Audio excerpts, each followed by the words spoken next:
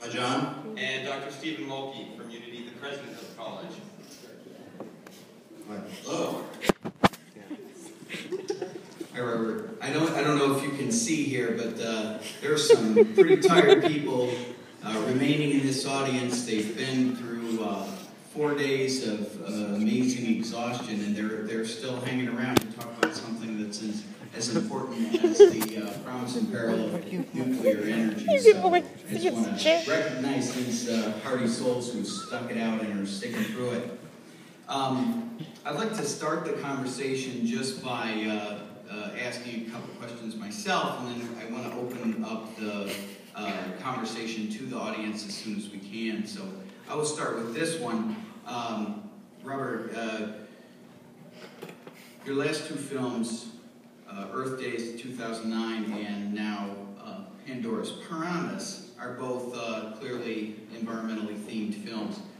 Are you prepared today to make news and announce yourself as an environmental filmmaker, or how do you think of yourself as a filmmaker at this point? That's a good question. You know, I'm actually hoping to maybe make a film about downhill skiing next. So I got to clear my head as saving the world. You know, I can't.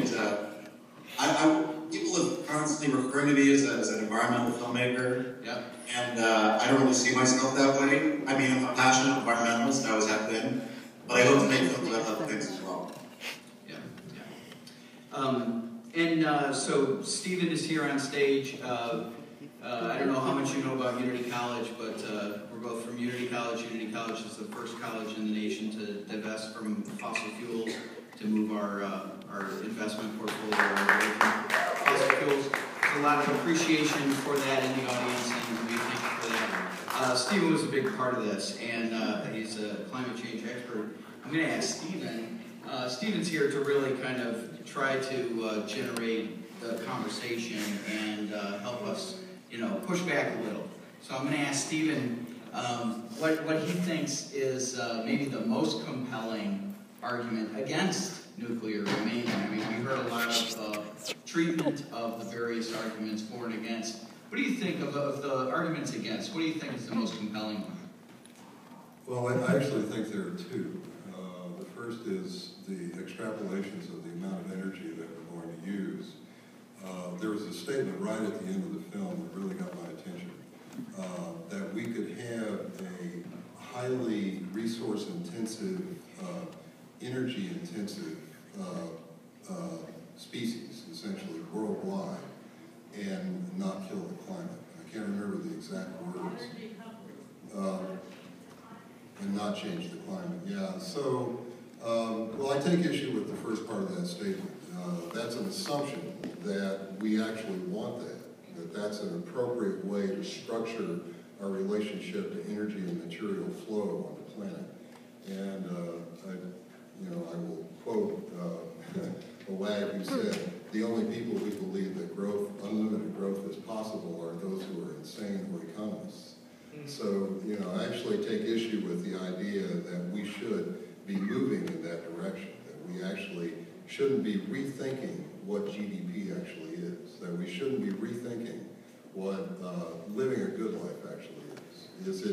I certainly don't want to shiver in the dark, and I don't see any reason why we should. And I certainly don't think that that's where we're headed. So the question I ask is it really the presence or absence of something like nuclear power, or is it the way we structure our energy and material flow on the planet and our relationship to it? I think it's, for me, the second question is a very important one to ask. Robert, would you like to respond to that? Yeah, I think that's a great question. But it ignores the fact that this is actually happening around the world, whether we like it or not. It's not really it's really not up to us to tell people in the developing world how much energy they can use and, what their value should be. They are developing. It is happening. Right now it's happening by burning fossil fuels. And if that world lights up, as we show in the film, and all of that energy is generated from burning fossil fuels, then we're toast. So the question question is not whether this is going to happen or whether we have any say over it. The question is, how do we provide that energy? And in fact, it's been demonstrated, there's evidence of this all over the world, that more energy-intensive societies are actually less intrusive into the environment.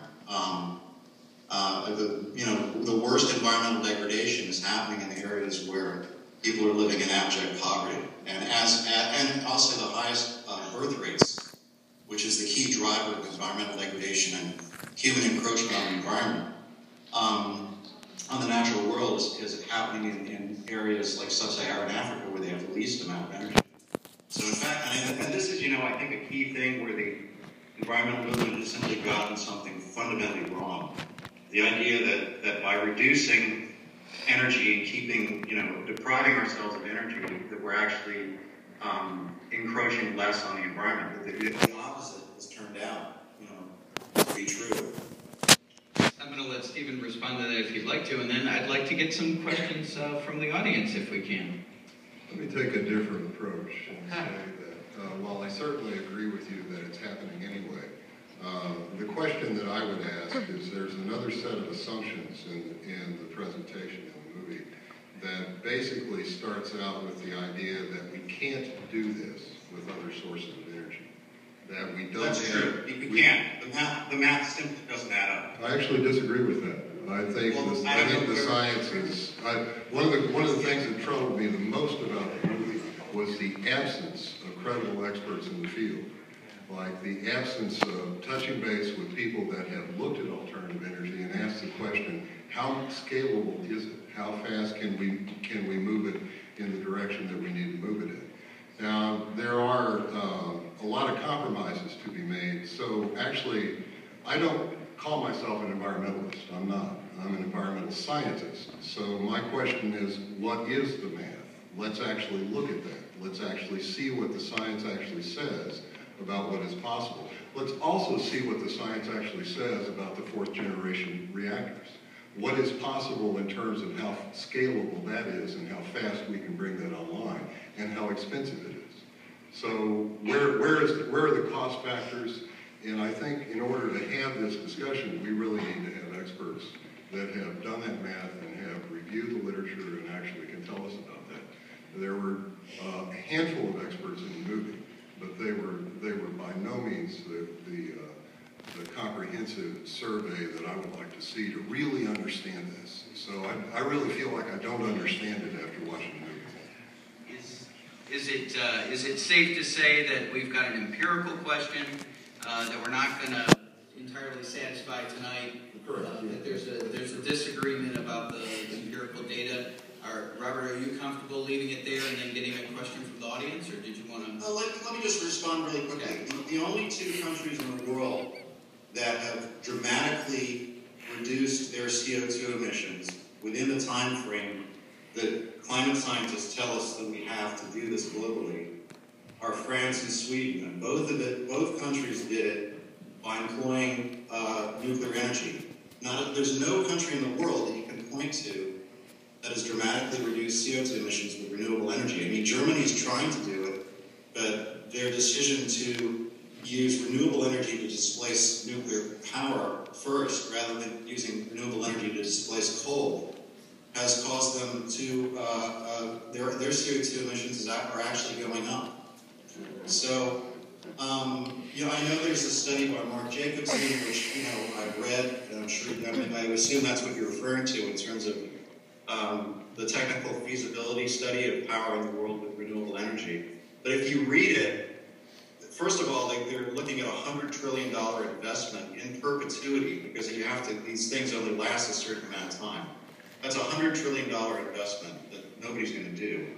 And it assumes a whole host of things that most environmentalists would object to, like here in the United States building 50 Hoover-sized dams, massive increase in biomass, all kinds of things that people would be totally up in arms about. I mean, even in Germany, there's huge protests against the huge power lines that have to go from the North Sea to the south of Germany because the winds in the north and the energies being used in the South. So it's not, you can't simply look at doing a technical feasibility study and say, with unlimited resources and unlimited political will, could you do this? When it has to also look practically about whether this will actually happen. And I've never been able to take any of these people who believe this out and talk about this over a drink and have them actually say, yes, I actually believe this is going to happen. Most of these people privately will tell you that they think we're doomed.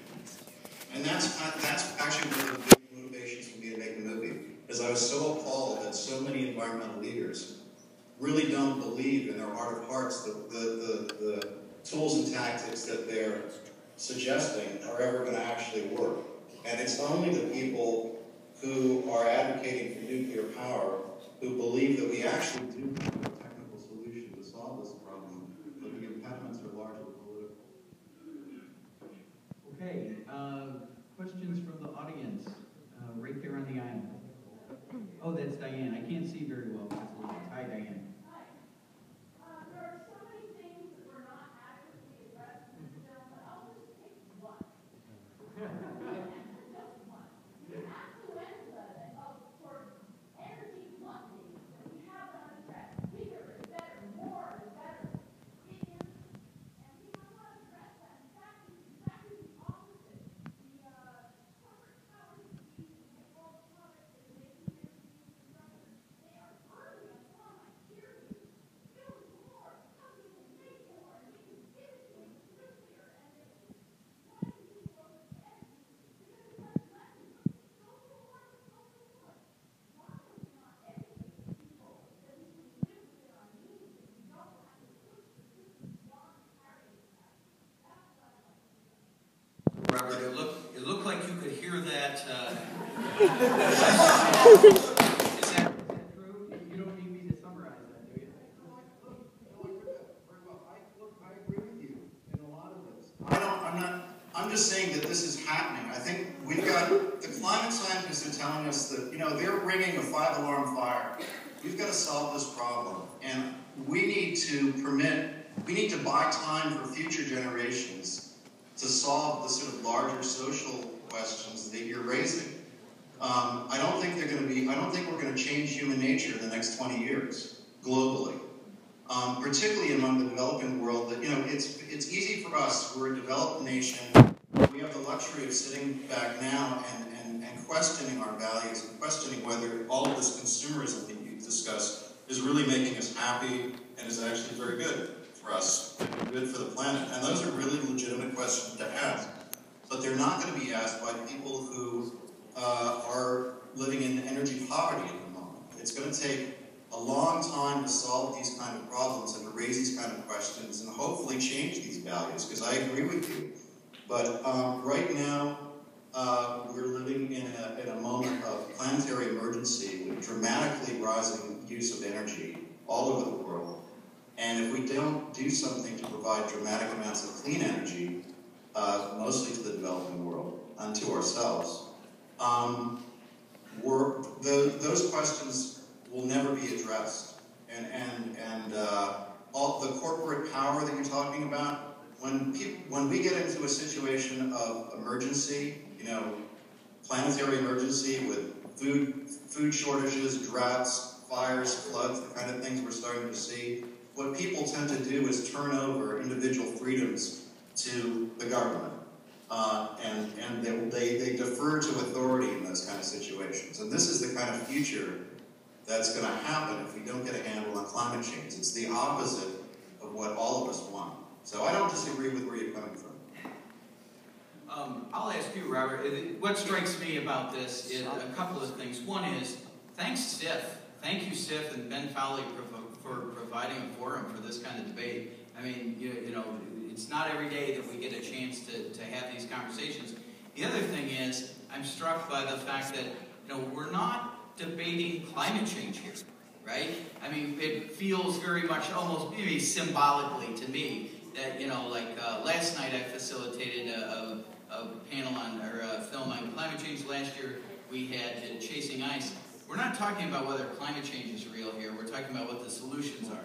I guess, Robert, I'm interested in whether this crowd is typical, or whether, you know, when you play this at other festivals or in other crowds, is there more focus on the truth or the denial of climate change, or is this pretty typical? Well, I've only taken one question from the audience, so I don't know what the audience is feeling. Okay, well, let's get another one, and then we'll let you. Is there another question? Right there towards the back.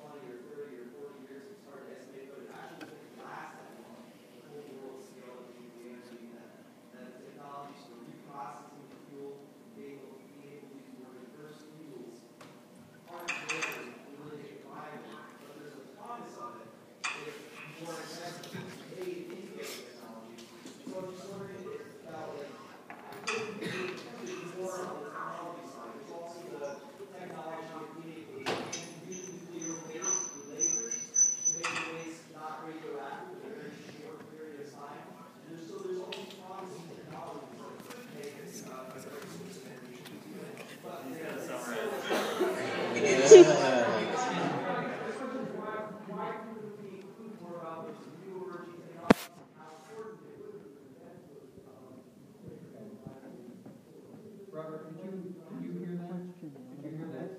I think that the gentleman's talking about why didn't I cover other technologies? Yeah, the question was about, you know, is nuclear, are the fourth generation reactors really ready for prime time? Is there adequate fuel? Okay, yeah. Fourth generation reactor, well, we've lost 20 years because we stopped the research on it back in 1994. They're not going to be ready to come online for a couple of decades right now. But there's a lot of excitement, and there's, you know, a lot of excitement going on in the technology. Thorium reactors that you may have heard about, a lot of people who've been anti-nuclear are actually quite excited about it. It's not the uranium fuel cycle. There's the fast breeder reactors, there's Bill Gates is working on a reactor, there's all kinds of things going on. In terms of is there enough fuel, you know that football field of nuclear waste, that, you know, proverbial football field, that's what we have in the United States. If you process that through fourth generation reactors, that would power absolutely everything in the United States, including the transport sector, absolutely everything at current levels for 1,000 years, without ever mining a gram of uranium again. The United Kingdom has enough nuclear waste accumulated right now to power the United Kingdom for 500 years. So, and with next generation technology, you can actually extract uranium from seawater. Like, who knew there actually was uranium in seawater? I didn't know until I made this film, but apparently it is in seawater, and you can extract it. There's no shortage of fuel to power the world. And frankly, you know, I would imagine by the end of this century, we'll probably have fusion worked out, and that's how things will go. So. Let's get another question. We don't have very much time. Let's have another hand over here. Thanks. I think there's 2 points. One was the expert, the English gentleman, who said he didn't know there was background radiation until he learned more about it. Who knew? He really, you know, totally lost my confidence at that point. But the point is, the level of science education is so woefully low in this country that the myths propagate and self-propagate because, you know, people can talk persuasively. So, you know, people are more afraid of what they don't understand, and they can't see it, they can't taste it,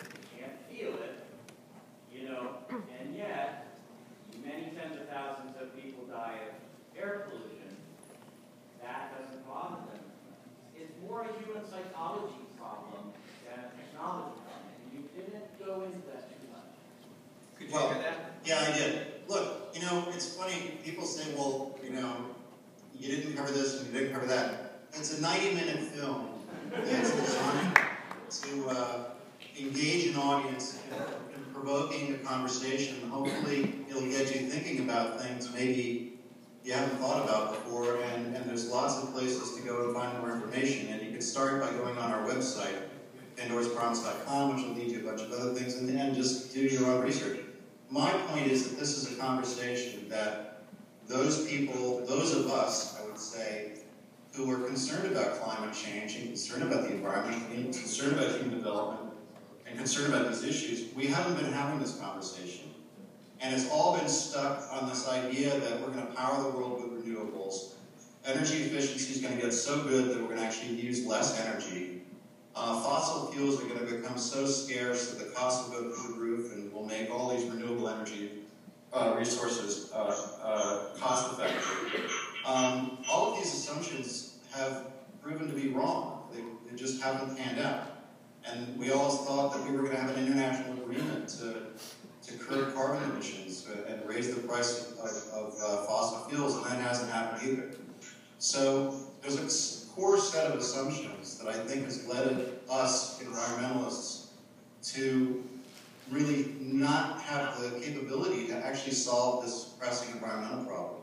So I made this film to spark a conversation, to spark debate. Does it answer every possible question? Of course not. It's a 90-minute film, and it's also not like a, like a Nova show where I'm just going out and interviewing, Harvard PhDs about, with graphs and, it's not that kind of movie. I'm approaching a general audience to pose a question, to raise an issue, and to provoke a conversation, which I feel we desperately need to have, because there's just way too much groupthink going on in the environmental movement. Everybody just thinks the same thing. Everybody's living in the same information bubble, and nobody's challenging these sort of core sets of beliefs about, is all the things we believe in, and all the things we're trying to do, is any of it actually working? And after 25 years of doing the same thing over and over and over again, we keep expecting a different result. And, well, here we are. And I think we need some new, fresh thinking. And the other thing I would just say, just add to this, not to go on about it, but if you really look at the history of this, in my previous film I did, these core assumptions of the environmental movement all came out of a very different era, all came out of the 1970s. And most of the people who remain vociferously against nuclear power are of that generation. And it's a particular mindset where, the existential threat of that time was nuclear war. I find younger people who've grown up with the existential threat that they've grown up under is climate change. And they're not afraid of technology. Technology is a part of their life. Their heroes are people like Steve Jobs. They have a very different view about what needs to be done. And they don't have the sort of ideological blinders on that a great many people who came out of that earlier era do. Okay, I think we're going to need to finish up there. I'd like to see if Stephen has any reaction to any of what was said, and then Robert, we'll give you one more chance, and then we'll show our appreciation. Actually, Robert, I want to tell you that I think you're spot on. There was a 30-second clip of Bill McKibben at a conference. I couldn't agree more. This is an excellent conversation. We've got to drill down on what our core assumptions are about energy needs. I'm simply coming at this from a different angle than you are. And I still need to see the data. I want to see what the numbers actually crank out to be.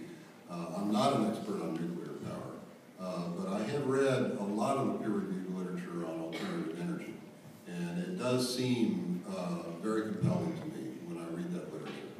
And so the question that I'm asking about the actual science and the data, I think that that's something that has to happen after you spark the kind of conversation that you're sparking here. And I couldn't agree more that this is a conversation that we need to have. And I'm grateful you made this movie. It's back when I was director of the School of Natural Resources and Environment at the University of Florida, I I met with nuclear engineers, and we talked through many of the things that you presented here. The football field, for example, is one of the things that's been around for a long time. There is, however, a growing and rich literature on alternative energy and how it's scalable and just how much it would take to actually meet our needs. I remain open-minded about the ability of that to happen in a time scale that could make a difference. The question that I have about many of the things that you presented can be answered quantitatively, and so we need to see those numbers. Well, that's, you know, I'm very much in favor of wind and solar energy. I don't think there's any one magic bullet. I think we're going to need everything. And I think the situation is so serious that we can't close our minds to any non-CO2 emitting source of energy, and we need to look at it clearly with open eyes. One place to look for the particular numbers that you're asking for, Mark Linus, who's the English gentleman in the movie, has written an excellent ebook that's available on Kindle called Nuclear 2.0. He takes the renewable energy assumptions of Greenpeace, their best case scenario for what could be done, and matches them up and plays it out, and it's and with nuclear, and shows what is actually needed, crunching the numbers to solve this problem. If I could comment, I do respect Mark Linus a lot, and I've read almost all of his work, and he's very fastidious in how he writes and what he references, and he's a good master of the literature. He is not the U.S. National Academy. That's who I want to hear from. I want to hear from the academies. I want to hear from the experts that have commissioned the study across the board. I'm not going to say let's not continue to do the research. So if the fourth generation reactor is underway, by all means, let's move forward with that and understand as much as we can. Great. Okay, let's all thank Robert for joining us.